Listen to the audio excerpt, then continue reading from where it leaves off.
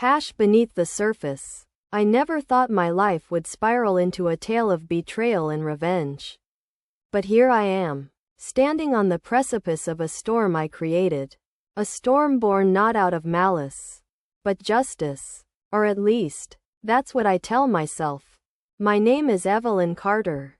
And if you'll lend me your ear, I'll tell you how I burned down the foundation of a corporate empire after uncovering the rot festering within. It all started 2 years ago when I joined Ashfield Industries. Picture it, a gleaming, glass-covered skyscraper nestled among the sprawling skyline of New York City. The building itself seemed invincible, an untouchable monument to progress and wealth. At the time, I was a fresh-faced graduate eager to make my mark in the world of corporate marketing.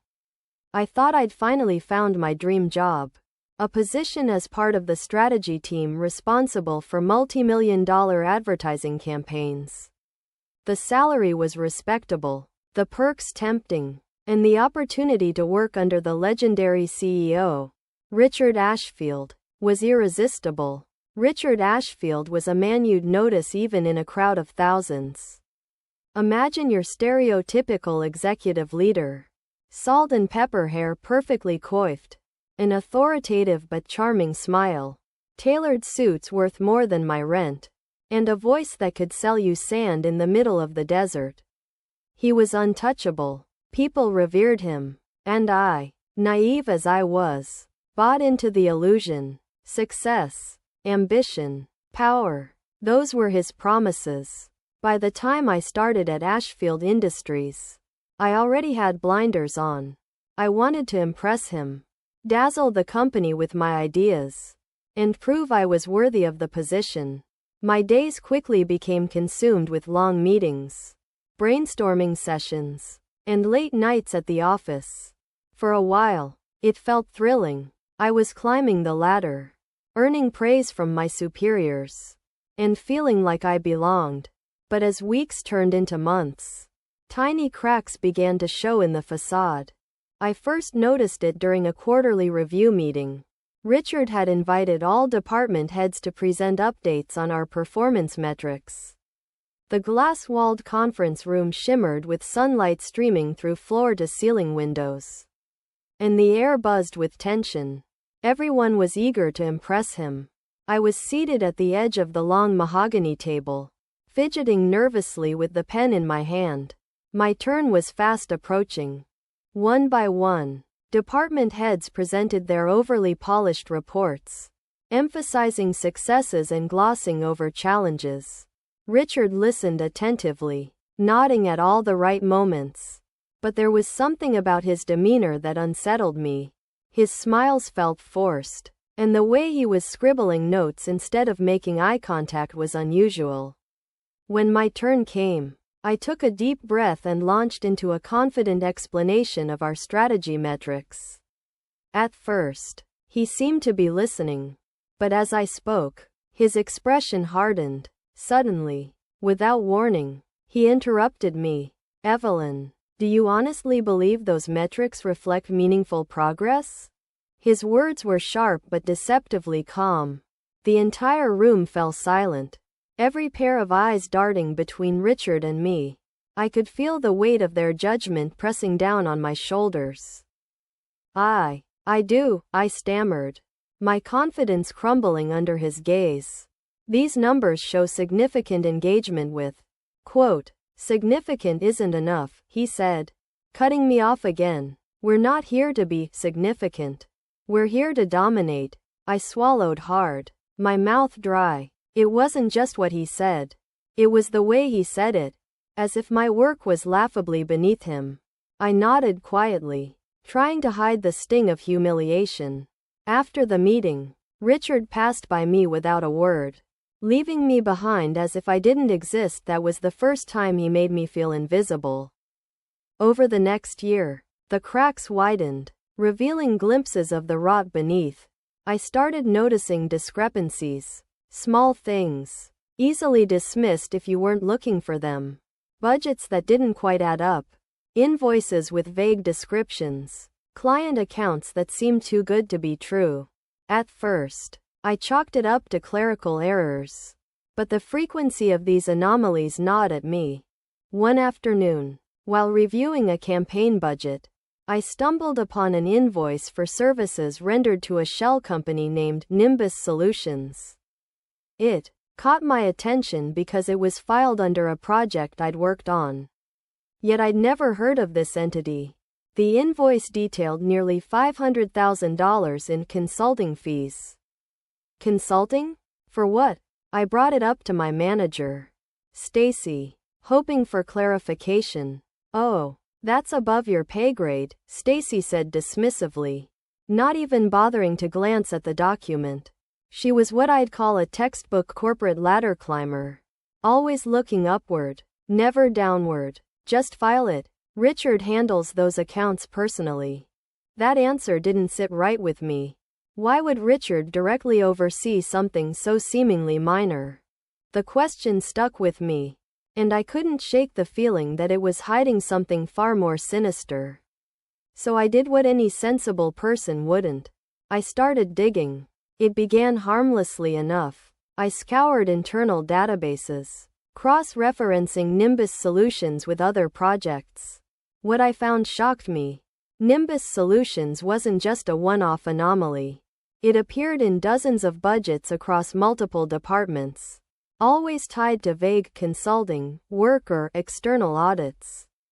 The sums ranged from $250,000 to over $1 million. I couldn't understand why no one had questioned it. Either they hadn't noticed, unlikely, or they were too afraid to. The deeper I investigated, the darker the picture became. Nimbus Solutions wasn't just a shell company. It was a siphoning scheme. Client funds allocated for campaigns were being funneled into Nimbus Solutions accounts, presumably lining someone's pockets. And the cherry on top? Richard Ashfield was listed as the sole proprietor of the shell company. It was his personal piggy bank, disguised as legitimate business transactions. I didn't know what to do. Part of me wanted to pretend I hadn't discovered anything. After all, blowing the whistle on the CEO could cost me my job. Maybe even my career. But the other part of me, the part that couldn't stomach corruption, refused to let it go. How many clients had been swindled? How many employees had unknowingly helped perpetuate this scheme? I couldn't look the other way. The turning point came when I overheard Richard having a heated phone conversation in his private office. I wasn't eavesdropping intentionally. I had been walking past his door on my way to the break room. But his voice, raised and venomous, stopped me in my tracks. "What do you mean the audit flagged it?" Richard snarled. "No, listen to me. You handle it. That's what I pay you for." I froze. Audit? Flagged? My heartbeat thundered in my ears as I realized the walls were thinner than I'd thought. I heard him mutter, "If this leaks, we're finished. You understand me? Finished." I couldn't breathe. Every suspicion I'd harbored was now undeniable truth. Richard Ashfield was cornered, and he knew it, but instead of facing consequences, he was scheming to bury the evidence, to bury the truth. Over the next few weeks, I worked tirelessly to gather proof. I combed through financial records, copied invoices, and downloaded email chains. Every detail I uncovered painted a damning picture of fraud, embezzlement, and betrayal. My hands practically shook as I pieced the puzzle together. I felt like a spy in my own workplace, constantly looking over my shoulder, paranoid that someone would catch me. Finally, when I had enough evidence, I reached out to an investigative journalist named Lena Rivera. Lena was a force to be reckoned with, a Pulitzer Prize winner known for exposing corporate corruption. I sent her everything: the invoices, the financial records, the emails. At first, she seemed skeptical. "You realize what you're accusing him of, right?" she said during our first phone call. "I do," I responded firmly, though my stomach churned with nerves. "I wouldn't be coming to you if I wasn't sure." She agreed to investigate, But what followed was the most agonizing waiting game of my life. Days turned into weeks as Lena vetted the information and dug deeper into Richard's network. I continued going to work as if nothing had changed, though the weight of my secret threatened to crush me. Every time Richard looked my way or addressed me in a meeting, I felt like he could see right through me. Then, it all came crashing down. One chilly November morning, an exposé appeared on the front page of the New York Times. The headline was bold and unapologetic. CEO of Ashfield Industries accused of multi-million-dollar embezzlement scheme, asterisk. Below it was a detailed account of the evidence I'd provided, bolstered by Lena's investigation into Richard's shell company network. The article highlighted how Richard had stolen millions from clients under the guise of consulting fees, using the funds to finance his lavish lifestyle. A private jet, luxury properties, offshore accounts. By the time I finished reading, my hands were trembling. The fallout was immediate. News outlets picked up the story, and social media exploded with outrage. Ashfield Industries stock plummeted within hours, and Richard's pristine reputation was obliterated. The once revered CEO became the subject of ridicule and contempt. Employees whispered in hushed tones, unable to believe that the man they'd idolized was nothing more than a fraud. Richard was forced to resign within days, though the damage to the company was irreparable. Investigators raided his office, confiscating files and computers. Lawsuits poured in from clients demanding restitution. He went from being a titan of industry to a broken man, a pariah shrouded in disgrace. As for me, I stayed silent, watching the chaos unfold from the sidelines. No one knew I was the whistleblower. Not even Lena revealed my name. Part of me wanted to step forward, to claim credit for the justice that had been served. But another part of me, the part that feared the consequences, kept me rooted in the shadows. Weeks later, as I packed up my desk to leave Ashfield Industries for good, I looked out the window of the 45th floor office. The city stretched out before me, vast and indifferent. For the first time in months, I felt the weight on my chest begin to lift. I hadn't just burned down a corrupt empire. I had stood up for what was right. And that, I realized, was vengeance enough. I stared out of the window, the city lights stretching endlessly beyond the glass pane, a glittering sea of indifference. The breathtaking view of Manhattan had always reminded me why I had pushed so hard to get here. Why I had spent years clawing my way up the corporate ladder despite sleepless nights, constant anxiety, and the crushing weight of imposter syndrome. But today, looking out over its towering skyscrapers and bustling streets, I felt none of the pride or hope I once had. What I felt instead was a strange cocktail of vindication and emptiness. The company had crumbled faster than I ever imagined. The aftermath was chaos. Richard Ashfield's downfall had made headlines worldwide, transforming him from a glorified corporate legend to the man synonymous with greed and corruption. Entire departments were gutted, their budgets frozen as forensic accountants descended upon the company like vultures. There were hushed whispers everywhere, employees nervously wondering whom to trust, whether their own work might somehow implicate them. Stacy, my manager, the same woman who had brushed off the discrepancies I'd questioned, had resigned quietly in shame. She hadn't been part of the embezzlement scheme, but her willful ignorance had made her complicit. The truth of the matter was, I hadn't just blown the whistle on Richard. I had destroyed Ashfield Industries as a whole. The massive ripple effects of my actions were impossible to ignore. It wasn't just the executives and upper management who were suffering. Lower-level employees, workers who had nothing to do with Richard's greed, were losing their jobs. I told myself it was a necessary cost of justice, but that didn't make it easier to swallow.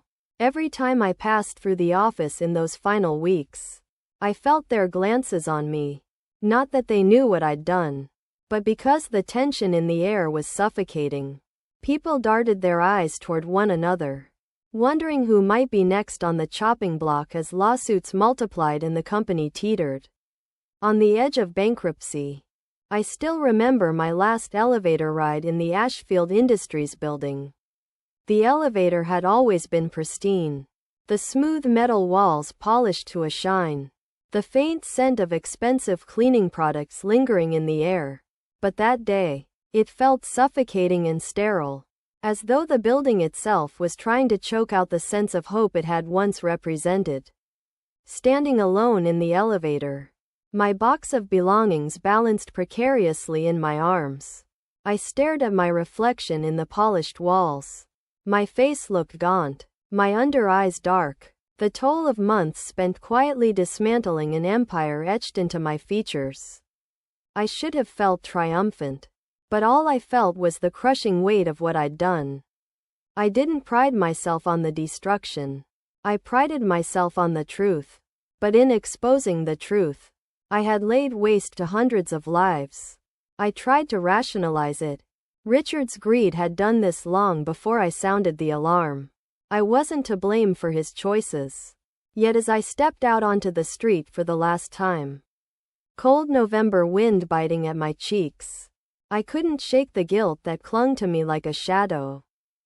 2 weeks later, I was sitting in my tiny one-bedroom apartment, staring at the newspaper on my kitchen table. It was a different article this time. Not one about Ashfield Industries, but about Richard himself.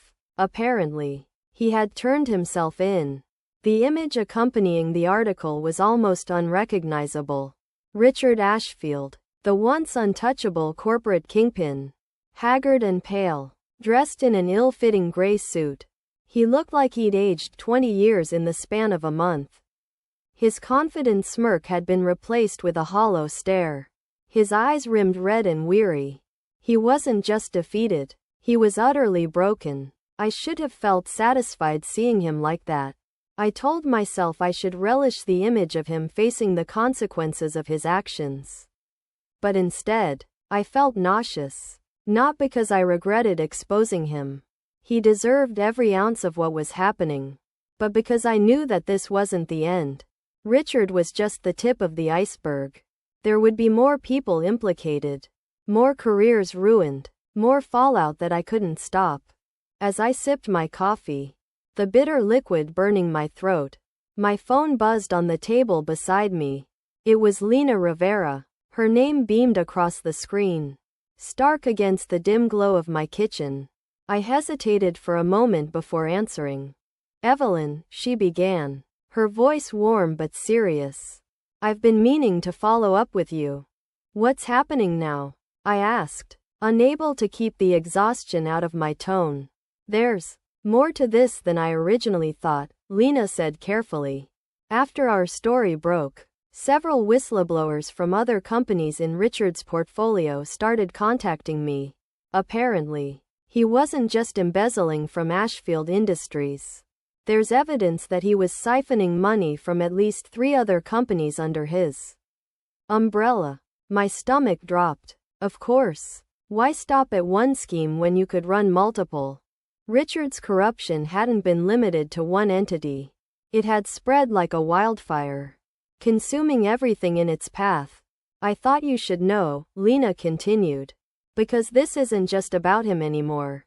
There's a criminal investigation underway. And, well, your evidence was the linchpin. You started this, Evelyn. You gave them what they needed to pull the thread."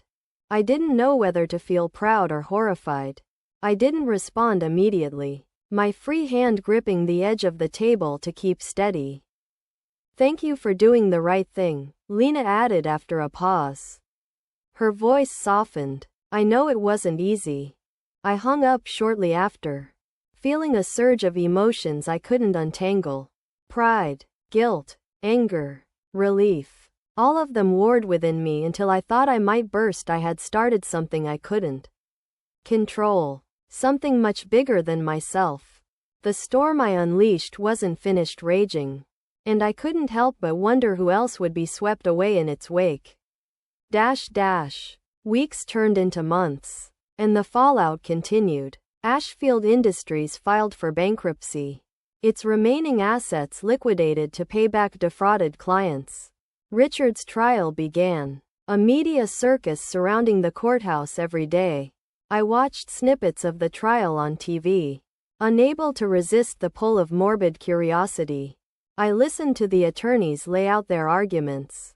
Each piece of evidence I had provided meticulously dissected before the court.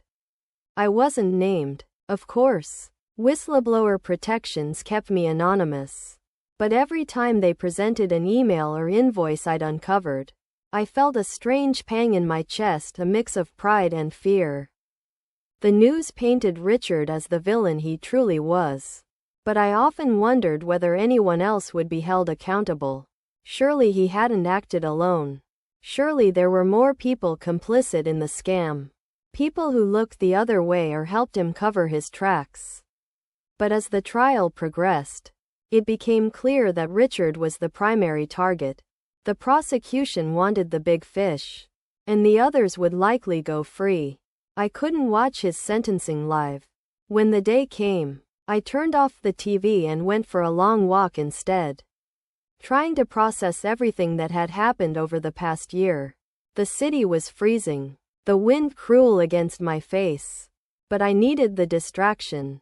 As I wandered aimlessly through the streets, I found myself thinking back to the elevator ride on my last day at Ashfield Industries. My reflection in the polished metal walls, my gaunt face, my shaking hands. Had it been worth it? I asked myself that question over and over as I trudged along the icy sidewalk. Cars racing past me in the endless hustle of city life. At first, I didn't know what the answer was. I didn't know if the justice I'd fought for outweighed the collateral damage left behind. But as I stopped at the edge of the East River, the skyline shimmering in the distance, I finally felt a sense of clarity. It had been worth it, not because it made me feel heroic or satisfied, but because the truth mattered. Richard Ashfield had spent years building an empire on greed and lies. And tearing it down was the right thing to do. Even if it wasn't easy. Even if it didn't feel good in the moment. Justice isn't supposed to be comfortable. It's supposed to be right. And for the first time in months, I felt free. Word count, 2,292 words.